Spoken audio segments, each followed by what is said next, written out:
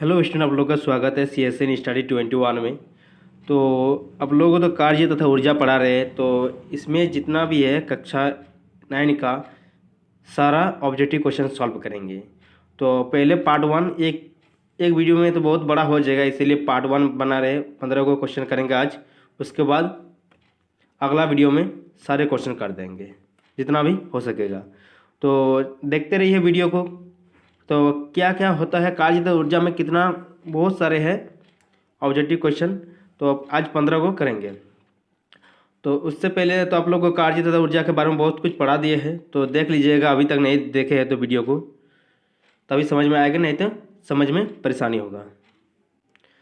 तो चलिए आगे बढ़ते हैं। अब भी थोड़ा लंबा नहीं कर रहे हैं, डायरेक्ट क्वेश्चन से स्टार्ट करते हैं। पहला क्वेश्चन ऑब्जेक्टिव क्वेश्चन क्या है, चलिए देखते हैं क्वेश्चन क्या है। यदि पूछेगा आप लोगों को एग्जाम में, जब किसी वस्तु पर लगने वाला बल इसके विस्थापन की दिशा में हो तो किए गए कार्य का व्यंजक लिखे। तो हम लोग जानते हैं W बराबर क्या होता है, W बराबर F/S। कार्य बराबर क्या होता है, बल गुना विस्थापन। तो यदि दिया रहेगा तो बल गुना कार्य बराबर बल गुना विस्थापन रहेगा तो भी मारिएगा, और W बराबर F/S रहेगा उसको ही मारिएगा, क्योंकि कार्य का व्यंजक क्या होता है W बराबर Fs। क्योंकि हम लोग जानते हैं कार्य क्या है, बल एवं विस्थापन के गुणनफल को क्या कहते हैं हम लोग, कार्य कहते हैं। तो चलिए आगे बढ़ते हैं। एक नंबर क्वेश्चन तो हो गया। दूसरा नंबर क्वेश्चन क्या है, कार्य का ऐसा मात्रक क्या है। कार्य का ऐसा मात्रक आप लोगों को पता है कि कार्य का ऐसा मात्रक जूल होता है। क्या होता है, जूल होता है। जूल आंसर होगा इसका, जूल। और ऊर्जा का भी ऐसा मात्रक क्या होता है, जूल होता है। क्या होता है, आंसर लिखिएगा आप लोग, जूल।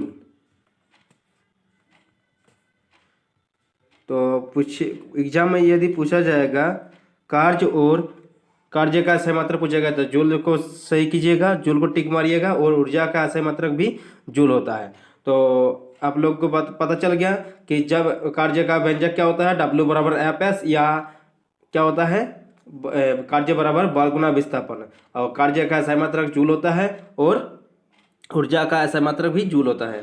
चलिए अब 1 से 3 तक तो हो गया। अब आगे बढ़ते हैं, 4, 5, 6 करते हैं। क्या है, विस्थापन तथा बल की दिशा के मध्य बना कोण कितना होना चाहिए ताकि कृत कार्य शून्य हो।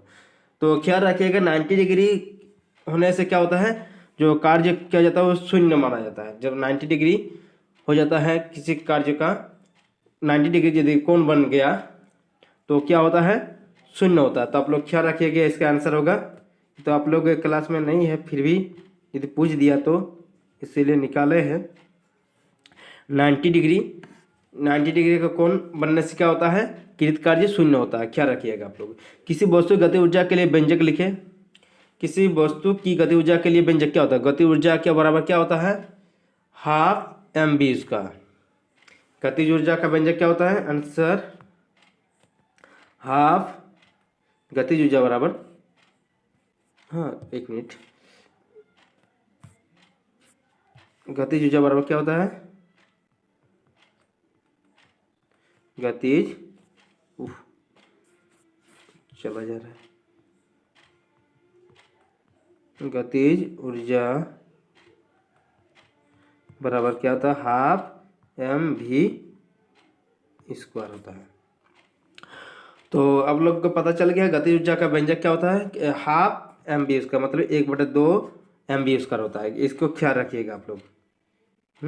इसको 90 डिग्री ख्याल रखिएगा आप लोग, क्योंकि जो कृत कार्य होता है 90 डिग्री होने से, कोण यदि 90 डिग्री हो जाएगा तो विस्थापन और बल की दिशाओं का मध्य बनाकर 90 डिग्री होने से क्या होता है, कार्य शून्य होता है। ख्याल रखिएगा। अब उसके बाद 6 नंबर क्वेश्चन क्या है, मुक्त रूप से गिरता एक पिंड अंततः धरती तक पहुंचने पर रुक जाता है, इसकी गति ऊर्जा का क्या होता है। यदि हम लोग क्या बोल रहे हैं कि जब मुक्त रूप से गिरता एक पिंड है, मतलब ऊपर से गिर रहा है, क्या हो रहा है, एक पिंड गिर रहा है ऊपर से नीचे की ओर। जब नीचे गिरेगा तो रुक जाएगा ना, यहाँ पर आकर जब ऊपर से गिर रहा है तो बोल रहा है कि इसका गति ऊर्जा क्या होगा, गति ऊर्जा शून्य होगा ना। गति जब वस्तु रुक जाएगा, जब गति ही नहीं करेगा तो क्या होगा, गति ऊर्जा शून्य हो जाएगा। तो 6 का आंसर क्या होगा, शून्य होगा।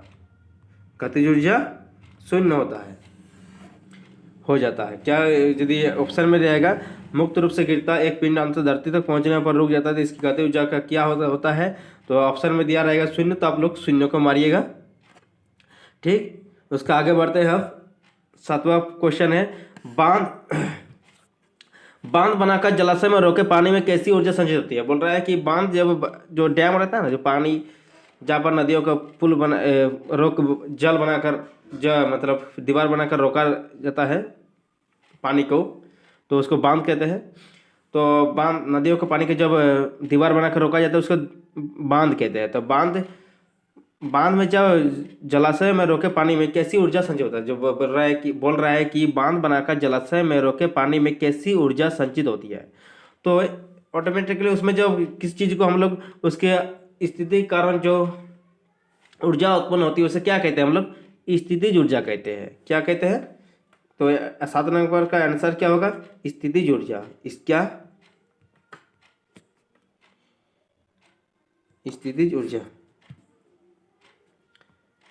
स्थितिज क्या होगा, स्थितिज ऊर्जा। तो आप लोग को जो पूछा जाएगा बांध बनाकर जलाशय में रोके पानी में कैसी ऊर्जा संचित होती है, तो आप लोग ऑप्शन में मारिएगा स्थितिज ऊर्जा को। ठीक, तो उसके बाद क्वेश्चन है 8 नंबर, क्या है, जब हम दोनों लिखा गया है, दोनों नहीं है। ठीक, जब हम धनुष पर तीर चढ़ाते हैं तो उसमें कैसी ऊर्जा संचित होती है। बोल रहा है कि जब हम लोग धनुष पर तीर चढ़ाएंगे तो उसमें कैसी ऊर्जा संचित होता है, तो किसी की अवस्था के कारण जो या किसी की स्थिति के कारण जो ऊर्जा उत्पन्न होती है हम लोग क्या कहते हैं, उसे स्थितिज ऊर्जा। तो धनुष पर जो बाण चढ़ाएंगे उसके आकृति के कारण ऊर्जा उत्पन्न होगी तो उसे क्या कहेंगे, हम लोग स्थितिज ऊर्जा कहेंगे। इसका भी आंसर क्या होगा, स्थितिज ऊर्जा। चलिए उसके बाद क्वेश्चन करते हैं 9 नंबर को। तो 7 और 8 को लिखिएगा स्थितिज ऊर्जा। 9 नंबर में क्या है, एक ऐसा उदाहरण दे जिसमें गतिज तथा स्थितिज दोनों प्रकार की ऊर्जा हो। तो आप लोगों को कहा जाएगा, यदि ऑप्शन में दिया रहेगा उड़ता हुआ पक्षी, तो उड़ता हुआ पक्षी होगा। एक उदाहरण बोल रहा है कि एक उदाहरण दीजिए जिसमें गतिज तथा स्थितिज दोनों प्रकार की ऊर्जा है। तो कोई वस्तु जैसे हम खड़ा है, अभी बैठे हुए हैं, आप लोग को समझा रहे हैं बैठे बैठे, तो यदि हम खड़ा रहेंगे तो मेरे पास स्थितिज ऊर्जा है, और जब चलना शुरू कर देंगे तो क्या होगा, गतिज ऊर्जा। तो इसी तरह देखिए उड़ता हुआ पक्षी जब खड़ा बैठा रहता है तो क्या होता है, उसका स्थितिज ऊर्जा, और जब उड़ता है तो क्या होता है, गतिज ऊर्जा। तो 8 नंबर का 9 नंबर में क्या है, अब लोग कह सकते हैं उड़ता हुआ पक्षी। यदि क्या होगा, उड़ता हुआ पक्षी इसका आंसर होगा, उड़ता हुआ पक्षी। ऑप्शन में यदि दिया रहेगा, जो चीज़ आप लोग जान गए ना, जो चीज़ किस में हो सकता है, पहले हम जो उड़ता हुआ पक्षी का उदाहरण कैसे ले, पहले जब खड़ा रहेगा तो स्थितिज ऊर्जा, और जो उसके बाद चलना शुरू करेगा तो क्या होगा, गतिज ऊर्जा। तो जिसमें दोनों का गुण रहेगा उसी को आप लोग टिक मारिएगा। ऑप्शन में यदि दिया रहेगा उड़ता हुआ पक्षी तो उड़ता हुआ पक्षी को ही मारिएगा। उसके बाद और भी कुछ दिया रहेगा तो जिसको आपको सही लगे उसको कोई मारिएगा। उसके बाद 9 नंबर, तो 7 नंबर 8 नंबर को बता दिया कि जब हम लोग बांध बनाकर जलाशय में रोके पानी में कैसी ऊर्जा संचय होती है, तो उसमें क्या होगा, स्थितिज ऊर्जा। 8 नंबर और 7 नंबर का आंसर एक ही होगा, स्थितिज ऊर्जा, स्थितिज ऊर्जा। चलिए उसके बाद आगे बढ़ते 9 तक तो समझ गए। 10 नंबर क्वेश्चन क्या है, विद्युत बल्ब में किस प्रकार ऊर्जा परिवर्तन होता है। बोल रहा है कि जब विद्युत, हम लोग जैसे आप लोग के घर में भी होगा विद्युत बल्ब, तो उसमें किस प्रकार का ऊर्जा परिवर्तन होता है। तो आप लोग देखे हैं कि उसमें प्रकाश भी उत्पन्न होता है और वो हीट भी हो जाता है। तो हम लोग कह सकते हैं विद्युत बल्ब में कैसा ऊर्जा परिवर्तन होता है, प्रकाश व उष्मा, प्रकाश व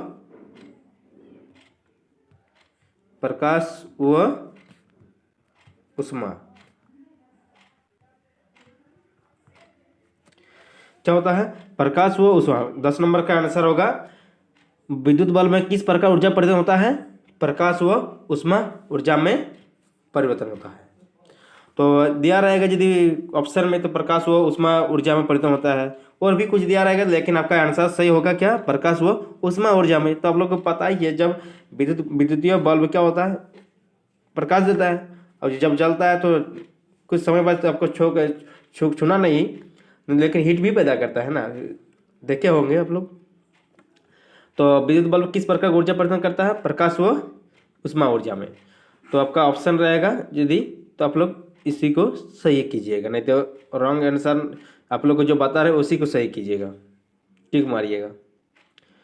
तो उसके बाद 11 नंबर क्वेश्चन देखते हैं हम लोग। 11 नंबर क्या है?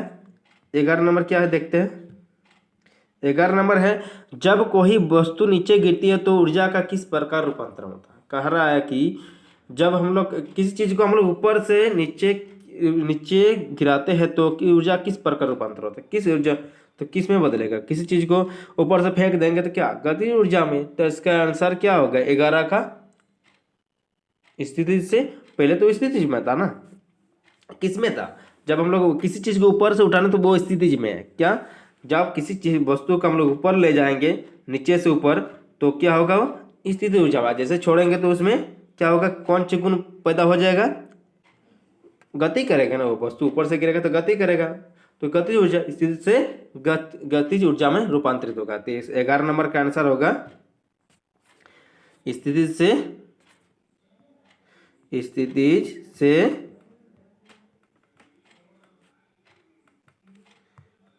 गतिज ऊर्जा में, गतिज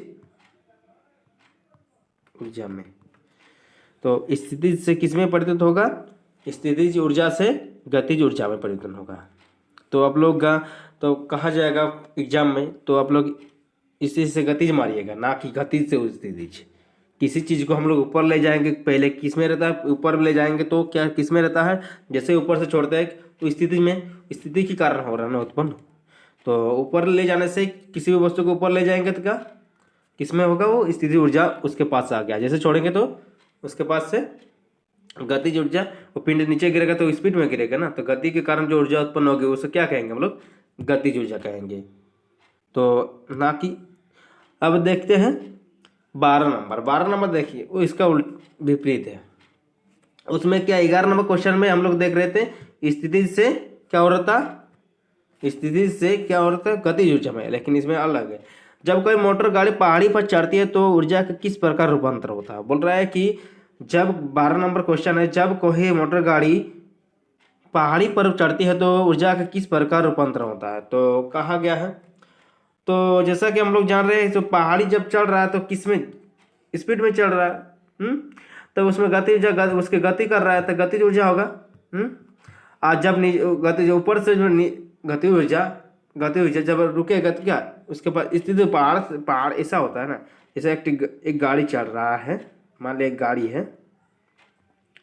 गाड़ी चल रहा है, तो चढ़ गया यहाँ पर तो ऊपर हो गया, जमीन से ऊपर में है ना, और जमीन से ऊपर रहने से क्या होता है? उसके पास स्थितिज ऊर्जा हो गया।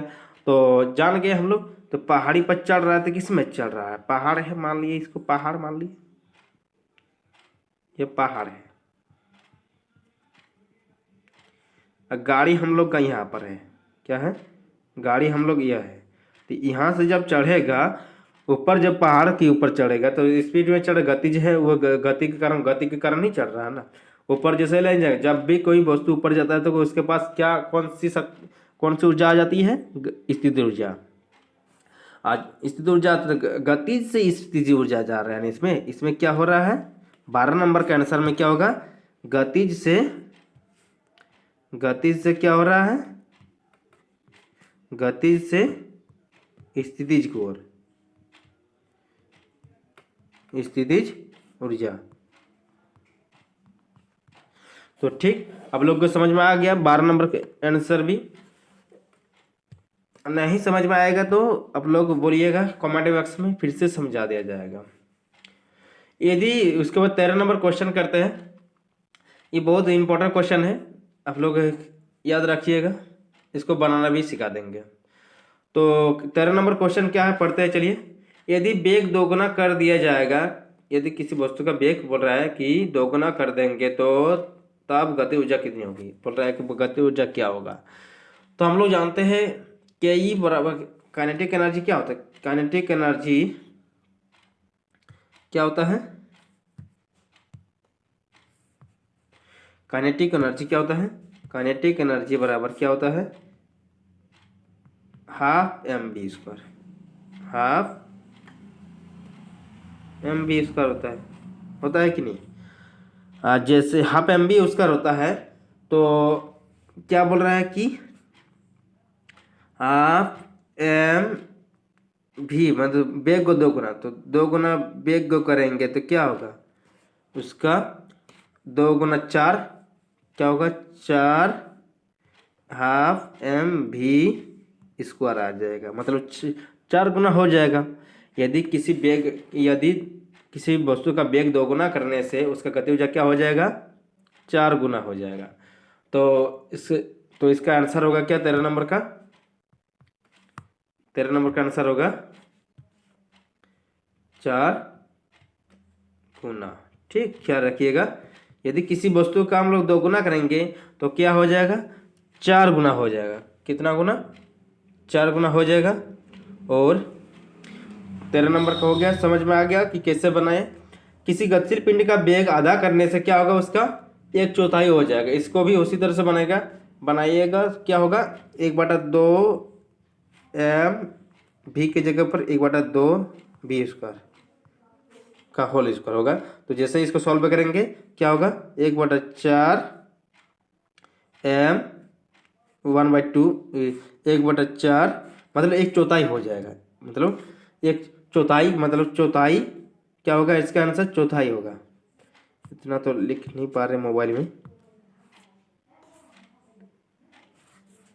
कितना होगा, चौथाई कितना होता है, किसी गतिशील पिंड का वेग आधा करने से कितना उसका गति ऊर्जा क्या हो जाएगा, चौथाई हो जाएगा। चौथाई मतलब 1/4 हो जाएगा, 1/4 इसी को चौथाई कहते हैं ना।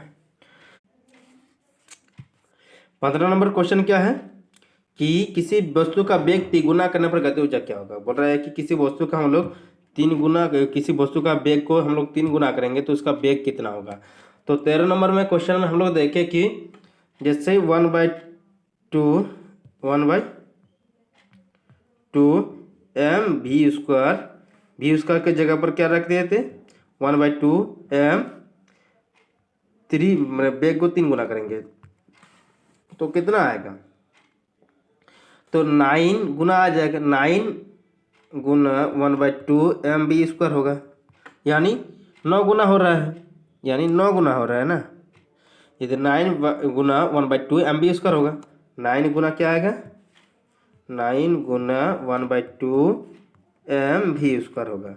यानी कि किसी वस्तु के 2 गुना करेंगे तो आएगा 4 गुना। किसी वस्तु का वेग को यदि हम लोग गति ऊर्जा के लिए आधा करेंगे तो क्या होगा, चौथाई होगा। और यदि किसी वस्तु का वेग को 3 गुना करेंगे तो क्या होगा, उसका 9 गुना हो जाएगा गति ऊर्जा। तो ये हम लोग जाने आज। तो अगले पार्ट 2 के लिए आप लोग देखते रहिए CSN स्टडी 21 को। और कुछ डाउट होगा तो कमेंट बॉक्स में कमेंट कीजिएगा, आप लोग को फिर से समझाया जाएगा। देखते रहिए CSN स्टडी 21।